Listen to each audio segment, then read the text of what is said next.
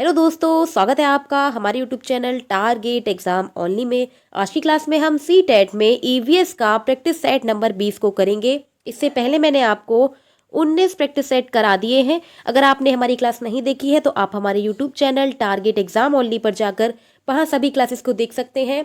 सभी classes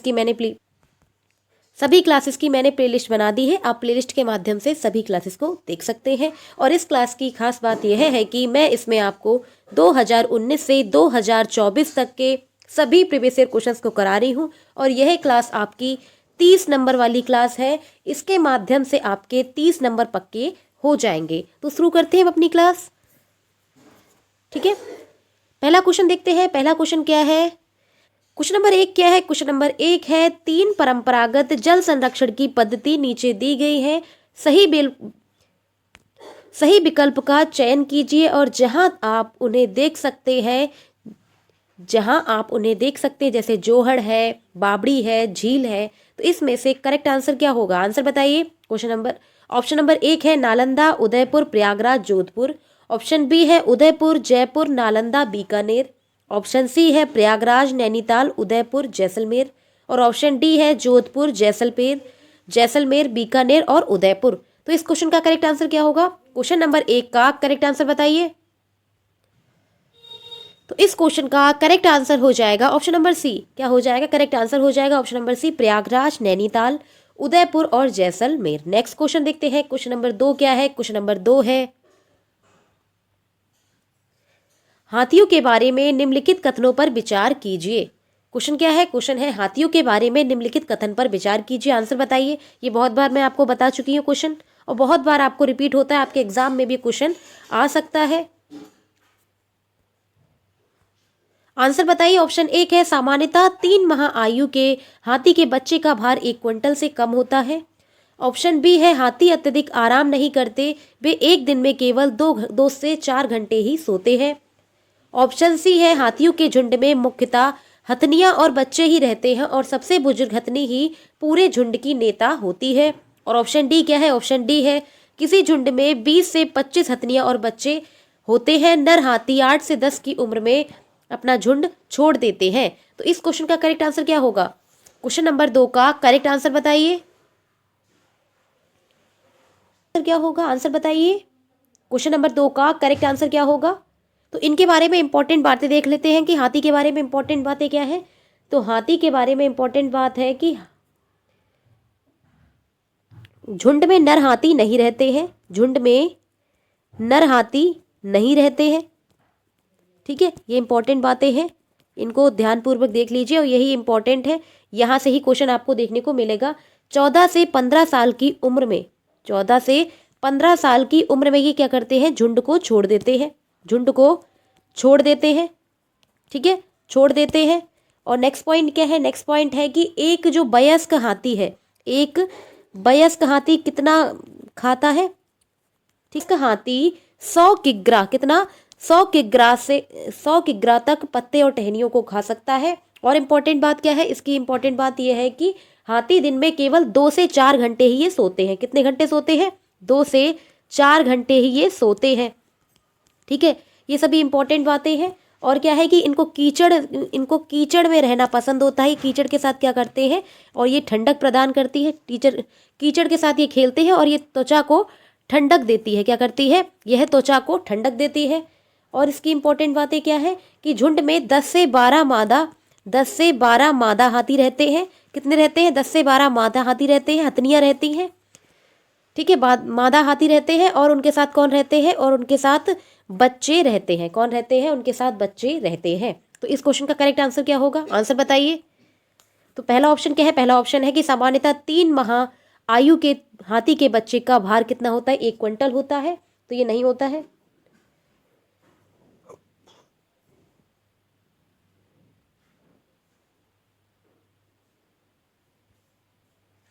option B क्या है? हाथी अत्यधिक आराम नहीं करते। तो ये ऑप्शन हमारा करेक्ट हो जाएगा।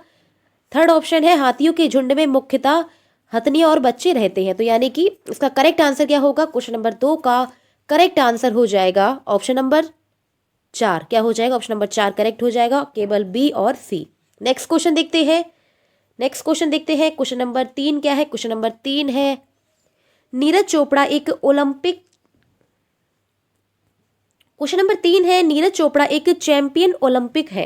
कौन है? नीरज चोपड़ा एक चैंपियन ओलंपिक है। वे कौन से खेल से संबंधित है? आंसर बताइए। नीरज चोपड़ा कौन से खेल से संबंधित है? ऑप्शन ए है जेवलिन थ्रो यानी कि भाला फेंक, ऑप्शन बी है shot put throw, option C है आर्चरी यानी कि तीरंदाजी, और ऑप्शन डी क्या है? ऑप्शन डी है ट्रिपल जंप। तो इस क्वेश्चन का करेक्ट आंसर क्या होगा? क्वेश्चन नंबर 3 का करेक्ट आंसर बताइए। तो क्वेश्चन नंबर 3 का करेक्ट आंसर हो जाएगा ऑप्शन नंबर ए ज्वेलन थीप। क्या होगा? तो क्वेश्चन नंबर 3 का करेक्ट आंसर हो जाएगा ऑप्शन नंबर 1 जेवेलियन थ्रो यानी कि भाला फेंक। क्या होगा? जेवेलियन थ्रो यानी कि भाला फेंक, यानी कि ऑप्शन नंबर 1 करेक्ट हो जाएगा। अगला क्वेश्चन देखते हैं। क्वेश्चन नंबर 4 क्या है? क्वेश्चन नंबर 4 है घटपर्डी। नंबर 4 क्या है कि घटपर्डी जिसको नेफेंथिस भी कहते हैं, पौधा चूहों और मेंढकों और कीड़े मकोड़ों को फंसा कर खा लेता है। हमारे देश में यह पौधा कहाँ पाया जाता है? तो आंसर बताइए। ये क्वेश्चन भी काफी बार करा चुकी हूँ। ऑप्शन ए है मेघालय, ऑप्शन बी है नागालैंड, ऑप्शन सी है मिजोरम, और ऑप्शन डी क्या है? अरुणाचल प्रदेश। तो इस क्वेश्चन का करेक्ट आंसर क्या होगा? क्वेश्चन नंबर 4 का करेक्ट आंसर बताइए। इंपॉर्टेंट क्वेश्चन है और आपके एग्जाम में ये क्वेश्चन आपको देखने को जरूर मिलेगा। तो इस क्वेश्चन का करेक्ट आंसर हो जाएगा ऑप्शन नंबर ए, यह भारत के मेघालय में पाया जाता है।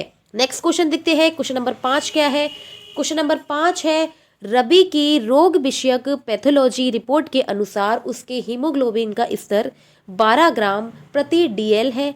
इसका अर्थ है कि रवि आंसर बताइए क्या हो सकता है? कूट के थ्रो में बताना है कि कौन सा ऑप्शन करेक्ट होंगे। ऑप्शन ए है एनीमिया से ग्रस्त है, ऑप्शन बी है रक्तहीनता से ग्रस्त नहीं है, ऑप्शन सी क्या है?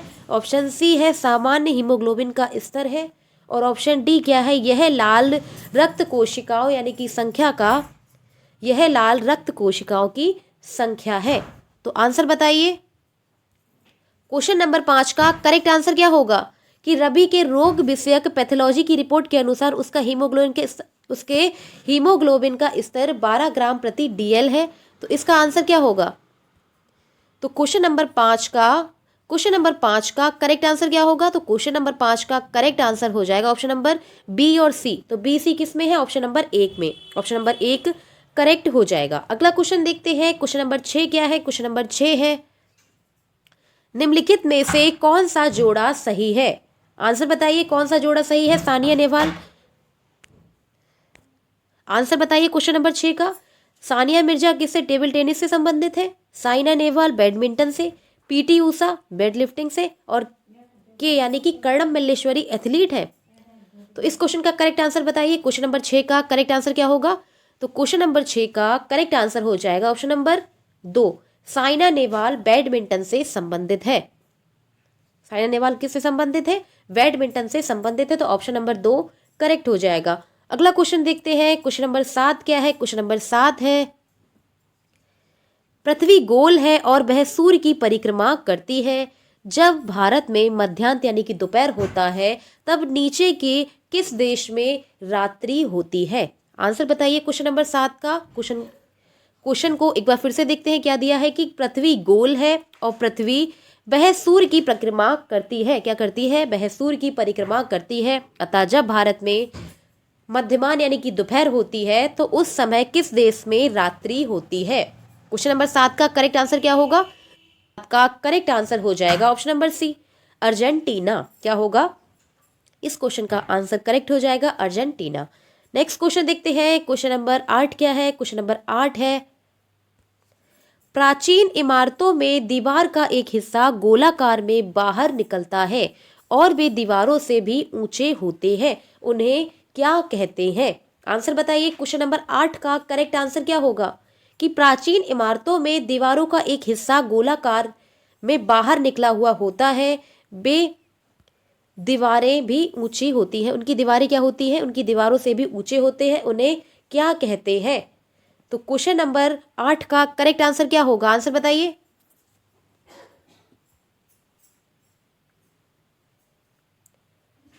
तो क्वेश्चन नंबर 8 का करेक्ट आंसर क्या होगा? तो क्वेश्चन नंबर 8 का करेक्ट आंसर हो जाएगा उसे बुर्ज कहते हैं। क्या कहते हैं? उसे बुर्ज कहते हैं। तो ऑप्शन 8 का करेक्ट आंसर हो जाएगा option number D. Next question देखते हैं। क्वेश्चन नंबर 9 क्या है? क्वेश्चन नंबर 9 है ईवीएस पाठ्यचर्या एक विषय वस्तु आधारित उपागम का अनुगमन करती है क्योंकि। तो इस क्वेश्चन का आंसर क्या होगा? ऑप्शन ए है विषय वस्तु आधारित उपागम से विषयों की एकीकृत और समग्र समझ का विकास होता है। ऑप्शन बी क्या है? ऑप्शन बी है विषय वस्तु उपागम से ईवीएस के विषयों की विशिष्ट समझ का विकास होता है। ऑप्शन सी क्या है? ऑप्शन सी है विषय वस्तु उपागम में मोटी पाठ्य पुस्तकें होंगी। और ऑप्शन डी क्या है? ऑप्शन डी है विषय वस्तु आधारित उपागम से एक शिक्षक सभी ईवीएस के विषयों को सरलता से पढ़ा लेता है। तो क्वेश्चन नंबर 9 का करेक्ट आंसर क्या होगा? आंसर बताइए। क्वेश्चन नंबर 9 का करेक्ट आंसर क्या होगा?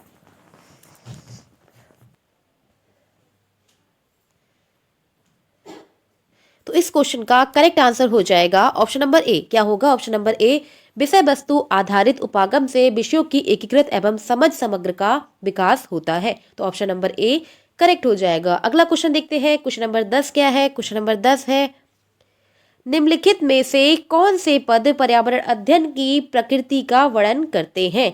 आंसर बताइए। ऑप्शन ए है बहुअनुशासित, ऑप्शन ए है बहुअनुशासिक, ऑप्शन बी है सम्मिलित, ऑप्शन सी है एकीकृत और ऑप्शन डी क्या है? एकल। तो इस क्वेश्चन का करेक्ट आंसर क्या होगा? क्वेश्चन नंबर 10 का करेक्ट आंसर बताइए। तो क्वेश्चन नंबर 10 का करेक्ट आंसर हो जाएगा ऑप्शन नंबर 4।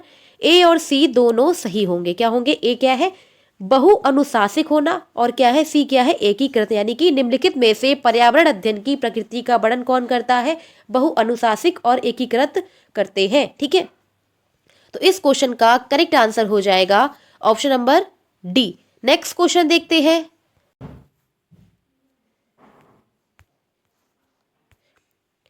क्वेश्चन नंबर 11 क्या है? क्वेश्चन नंबर 11 है पोर्टफोलियो है। इस क्वेश्चन का आंसर बताइए क्या होगा? ऑप्शन ए है एक विशेष अवधि में बच्चों द्वारा किए गए सर्वोत्तम कार्यों का संग्रह। ऑप्शन बी है एक विशेष अवधि में सभी बच्चों द्वारा किए गए सर्वोत्तम कार्यों का संग्रह।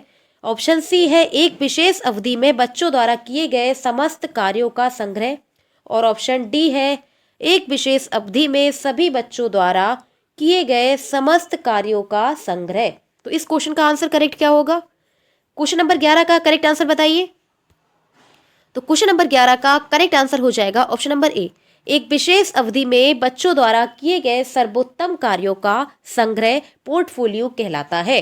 नेक्स्ट क्वेश्चन देखते हैं। क्वेश्चन नंबर 12 क्या है? क्वेश्चन नंबर 12 है ईवीएस का पाठ्यक्रम संसार के बारे में बच्चों की समझ को से आरंभ करना यानी कि डैश से आरंभ करते हुए धीरे धीरे बढ़ाता है।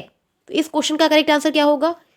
क्वेश्चन नंबर 12 को एक बार फिर से देखते हैं कि ईवीएस का पाठ्यक्रम, क्वेश्चन नंबर 12 को एक बार फिर से देखते हैं कि ईवीएस का पाठ्यक्रम संसार के बारे में बच्चों की समझ को डैश से आरंभ करते हुए धीरे धीरे बढ़ाता है। तो इस क्वेश्चन का करेक्ट आंसर क्या होगा? ऑप्शन नंबर ए है परिवार, ऑप्शन नंबर बी है स्वयं अपने आप, ऑप्शन नंबर ए है परिवार, ऑप्शन नंबर बी है स्वयं और अपने आप, ऑप्शन सी क्या है? ऑप्शन सी है पास पड़ोस और ऑप्शन डी है देश। तो इस क्वेश्चन का करेक्ट आंसर क्या होगा? क्वेश्चन नंबर 12 का करेक्ट आंसर बताइए क्या होगा? तो क्वेश्चन नंबर 12 का करेक्ट आंसर क्या होगा? तो क्वेश्चन नंबर 12 का करेक्ट आंसर हो जाएगा ऑप्शन नंबर बी। क्या होगा? करेक्ट आंसर हो जाएगा ऑप्शन नंबर बी स्वयं और, तो क्वेश्चन नंबर 12 का करेक्ट आंसर हो जाएगा ऑप्शन नंबर बी स्वयं अपने आप। नेक्स्ट क्वेश्चन देखते हैं। क्वेश्चन नंबर 13 क्या है? क्वेश्चन नंबर 13 है ईवीएस पाठ्यचर्या के अनुसार बच्चों से यह अपेक्षा की जाती है। तो क्या अपेक्षा की जाती है? आंसर बताइए। ऑप्शन ए है वे दैनिक जीवन से संबंधित विभिन्न विषयों के, ऑप्शन नंबर ए है वे दैनिक जीवन से संबंधित सभी विभिन्न प्रकार के विषयों पर अपने निकटतम परिवेश के बारे में अपने अनुभवों द्वारा जानकारी प्राप्त करें। ऑप्शन बी है वे निकटतम परिवेश के लिए प्राकृतिक और नैसर्गिक जिज्ञासा और सृजनात्मकता को पोषित करें। ऑप्शन सी है वे निकटतम पर्यावरण में प्राकृतिक, भौतिक और मानव संसाधनों के प्रति संवेदनशीलता का विकास करे। और ऑप्शन डी क्या है? ऑप्शन डी है वे पर्यावरण संरक्षण के लिए रैलियों और प्रदर्शनों का आयोजन करें। तो क्वेश्चन नंबर 13 का करेक्ट आंसर क्या होगा? तो क्वेश्चन नंबर 13 का करेक्ट आंसर हो जाएगा ऑप्शन नंबर 3। क्या हो जाएगा? ऑप्शन नंबर 3 करेक्ट हो जाएगा, यानी कि ऑप्शन ए करेक्ट होगा कि वे दैनिक जीवन से संबंधित विभिन्न विषयों पर अपने निकटतम परिवेश के बारे में अपने अनुभवों द्वारा जानकारी को प्राप्त करें, यानी कि सही हो जाएगा ऑप्शन ए। ऑप्शन बी है वे निकटतम परिवेश के लिए प्राकृतिक और नैसर्गिक जिज्ञासा तथा सृजनात्मकता को पोषित करें, तो ये भी करेक्ट हो जाएगा। और थर्ड ऑप्शन क्या है? थर्ड ऑप्शन है वे निकटतम पर्यावरण में प्राकृतिक, भौतिक और मानव संसाधनों के प्रति संवेदनशीलता का विकास करें, यानी कि सही आंसर हो जाएगा ऑप्शन नंबर 3, यानी कि ए बी सी तीनों करेक्ट हो जाएंगे। अगला क्वेश्चन देखते हैं। क्वेश्चन नंबर 14 क्या है? क्वेश्चन नंबर 14 है निम्नलिखित में से पर्यावरण अध्ययन अधिगमकर्ता के लिए कौन सा अनुभव महत्वपूर्ण है? तो क्वेश्चन नंबर 14 का करेक्ट आंसर बताइए कि निम्नलिखित में से पर्यावरण अध्ययन के अधिगमकर्ता के लिए कौन सा अनुभव महत्वपूर्ण है? ऑप्शन ए है प्रासंगिक अनुभव, ऑप्शन बी है आविष्कारक अनुभव, ऑप्शन सी क्या है? ऑप्शन सी है वास्तविक जीवन अनुभव, और ऑप्शन डी है अनुरूपक अनुभव। तो इस क्वेश्चन का करेक्ट आंसर क्या होगा? आंसर बताइए। क्वेश्चन नंबर 14 का करेक्ट आंसर क्या होगा? आंसर बताइए।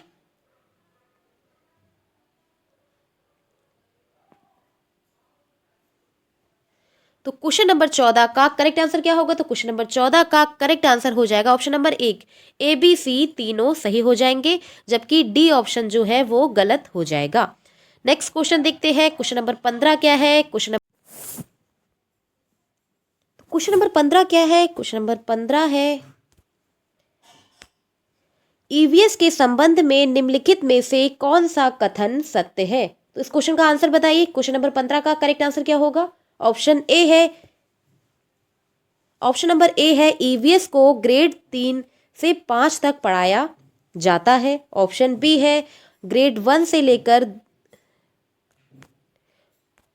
ऑप्शन बी है ग्रेड 1 और 2 में ईवीएस के कौशल, गणित और भाषा के पाठ्यक्रम में अंतर्निहित है। ऑप्शन सी है ईवीएस का एनसीईआरटी पाठ्यक्रम विषयों को उनके संभावित कनेक्शन के साथ विषयों और उप विषयों में वर्गीकृत करता है। ऑप्शन डी क्या है? ऑप्शन डी है ईवीएस पाठ्यचर्या विद्यार्थियों को पर्यावरण की समग्र रूप से सराहना करने और विषयों को विज्ञान और सामाजिक विज्ञान से विभाजित करने में सक्षम बनाता है। तो इस क्वेश्चन का आंसर कूट के थ्रू बताइए कौन सा ऑप्शन सही होगा। क्वेश्चन नंबर 15 का करेक्ट आंसर क्या होगा? क्वेश्चन नंबर 15 का करेक्ट आंसर बताइए क्या होगा।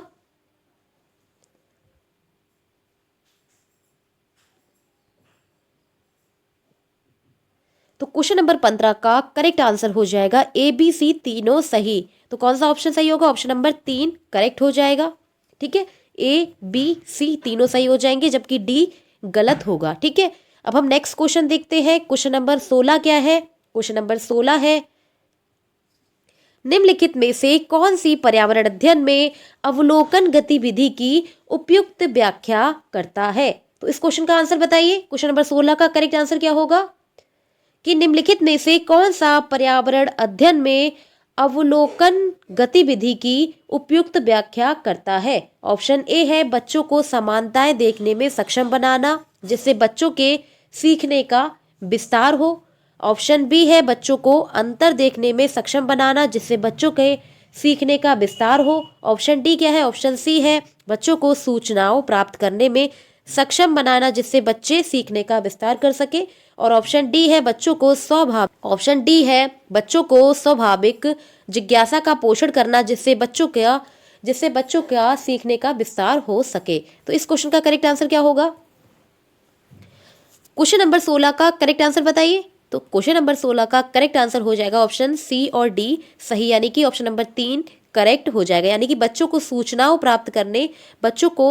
प्राप्त करने में सक्षम बनाना चाहिए, क्योंकि बच्चे खुद से खोज करेंगे तो उसके थ्रू क्या करेंगे, ज़्यादा सीख पाएंगे। और डी ऑप्शन क्या है कि बच्चों की स्वाभाविक जिज्ञासा का पोषण करना जिससे बच्चे सीखने का विस्तार कर सके, यानी कि उनके जिज्ञासा को बढ़ावा देना जिससे ज़्यादा से ज़्यादा वो बच्चे सीख सके। ठीक है, तो इस क्वेश्चन का करेक्ट आंसर हो जाएगा ऑप्शन नंबर 3।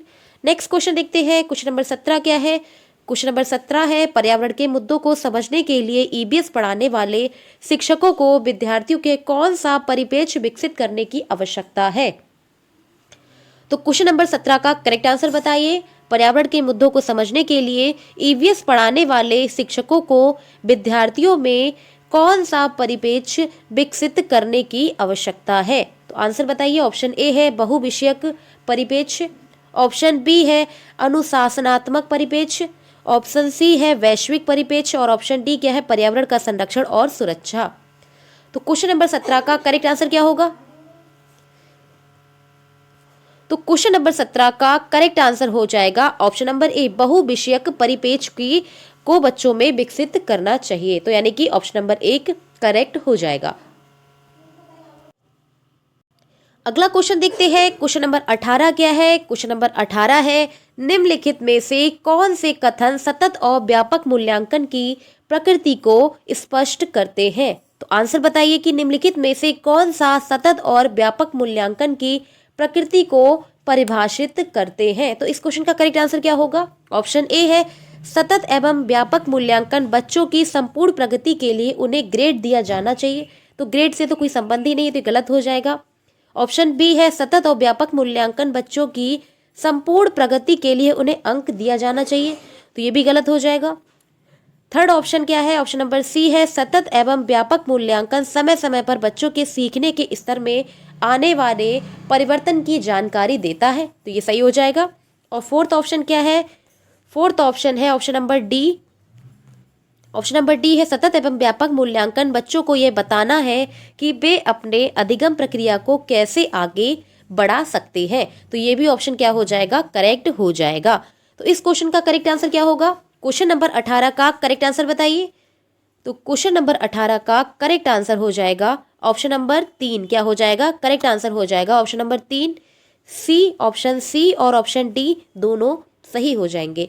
अगला क्वेश्चन देखते हैं, क्वेश्चन नंबर 19 क्या है। क्वेश्चन नंबर 19 है, अपने विद्यार्थियों में पर्यावरण संरक्षण के प्रति निम्नलिखित में से कौन सा विकास करना।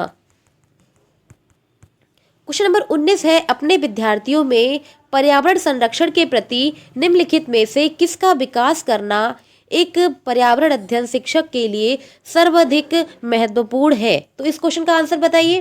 क्वेश्चन नंबर 19 का करेक्ट आंसर क्या होगा। ऑप्शन नंबर ए है ज्ञान, ऑप्शन नंबर बी है अभिव्यक्ति, ऑप्शन सी है कौशल और ऑप्शन डी क्या है समझ।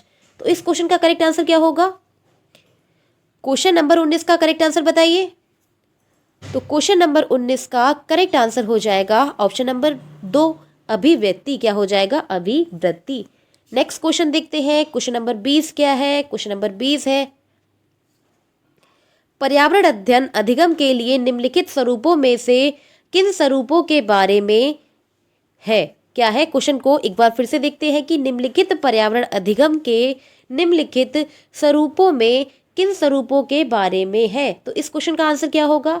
ऑप्शन नंबर ए है तथागत, ऑप्शन नंबर बी है अनुभावनात्मक, ऑप्शन सी है प्रयोगात्मक। तो इस क्वेश्चन का आंसर क्या होगा।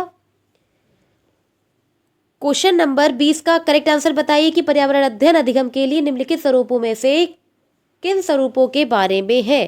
तो इस क्वेश्चन का करेक्ट आंसर हो जाएगा ऑप्शन बी और सी करेक्ट, यानी कि ऑप्शन नंबर 3 करेक्ट हो जाएगा, यानी कि अनुभावनात्मक और प्रयोगात्मक दोनों के रूपों में बारे में बात करता है। ठीक है, तो इस क्वेश्चन का करेक्ट आंसर क्या होगा। तो इस क्वेश्चन का करेक्ट आंसर हो जाएगा ऑप्शन नंबर 3। नेक्स्ट क्वेश्चन देखते हैं, क्वेश्चन नंबर 21 क्या है।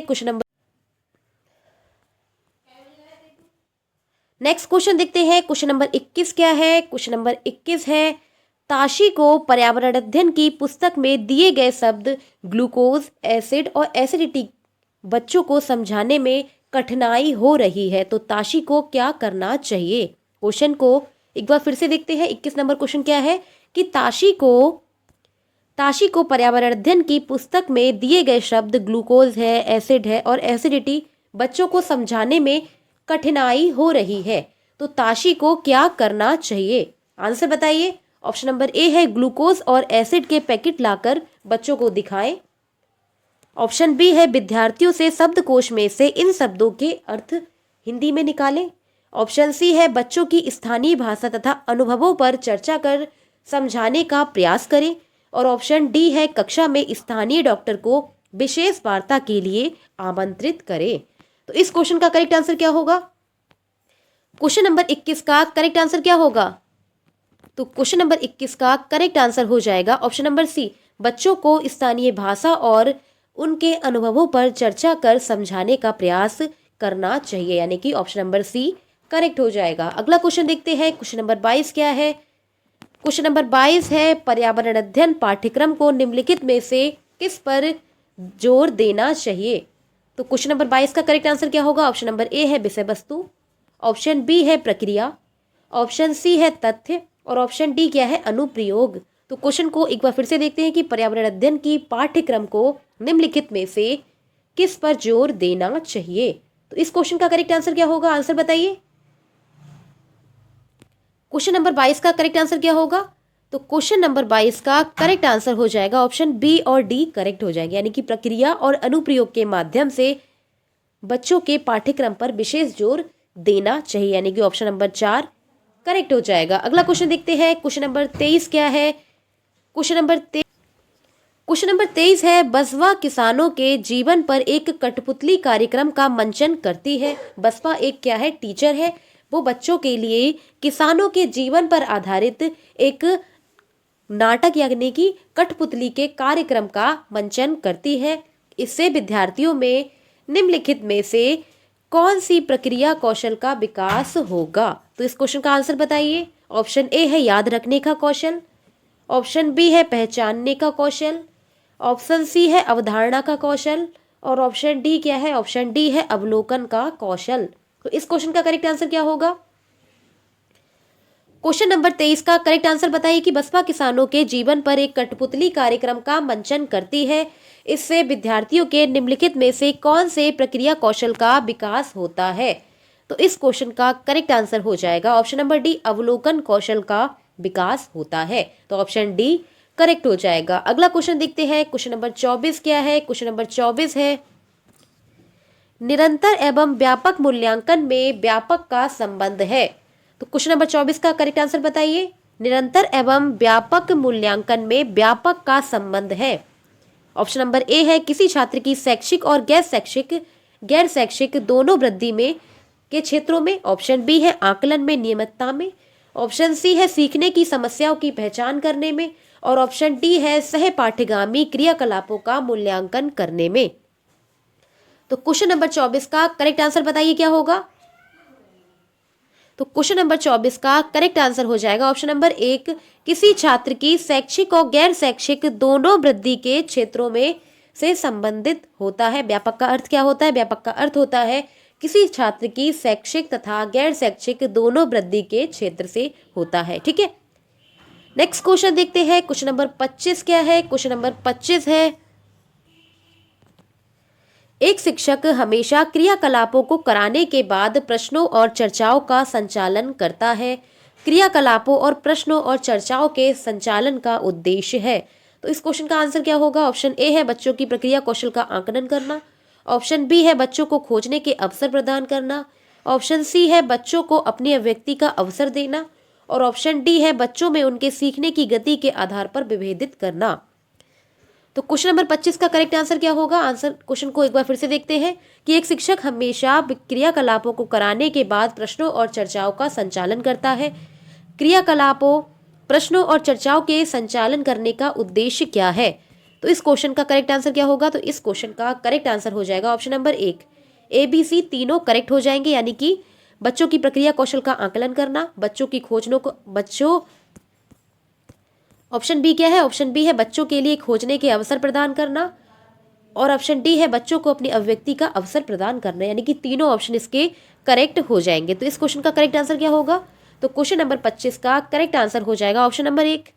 ठीक है, तो अब हम अपनी क्लास को यही खत्म करते हैं। आज की क्लास में हमने CTET का EVS का प्रैक्टिस सेट नंबर 20 को किया है। इससे पहले मैंने आपको 19 प्रैक्टिस सेट करा दिए हैं। अगर आपने हमारी क्लास नहीं देखी है तो आप हमारे YouTube channel target exam only पर जाकर वहाँ सभी क्लासेस की मैंने प्लेलिस्ट बना दी है। आप प्लेलिस्ट के माध्यम से सभी क्लासेस को देख सकते हैं। क्लास अच्छी लगे तो लाइक शेयर सब्सक्राइब करें। Thank you.